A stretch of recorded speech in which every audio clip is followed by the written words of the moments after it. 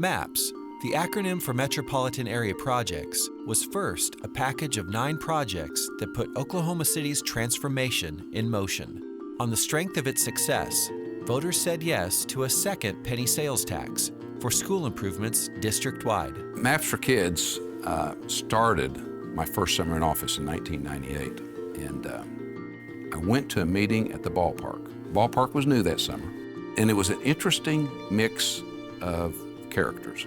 You had the arch-conservative editorial page editor of the Oklahoman and Bill Bleakley, their competitor from the Gazette, and this mix of people, and they were all concerned about our schools.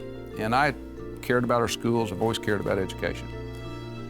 I went back to City Hall the next day, and I was meeting with Glenn Deck, the city manager, and told him what was going on. I said, Glenn, that district, Oklahoma City District, is so far behind on their facilities that if the voters passed every tax they could ever pass, they'll never come out of it. And Glenn Deck says, well, we could do a MAPS-type tax for schools. And being the visionary, I said, really, can we do that? and he says, I don't know. I said, is it legal? He said, I don't know. And we found out it was not legal. And so we changed the law. And so then we worked for 3 years with people around the city that cared about education. We started with a few dozen people and wound up with a few thousand people, working on that, saying, what do we want our schools to be? And came up with Maps for Kids, and it was approved by the voters in 2001, fall of 2001. And we just broke ground this year on the last project, which is the John W. Rex Charter Elementary School in the heart of downtown, a block from the Devon Tower. And Larry Nichols with Devon Energy and Bob Ross with Inasmuch Foundation and I joined together to start a nonprofit, went to the school board and said, we want a charter in that building. And it'll open in the fall of 2014. We're really excited about it. When the voters approved Maps for Kids, we put a downtown elementary school in. And people go, why did you do that? No one lives downtown. And we wanted to make a statement. We wanted to make a statement that this community, it was almost like we wanted people to drive into downtown and say, what's that? That's a school.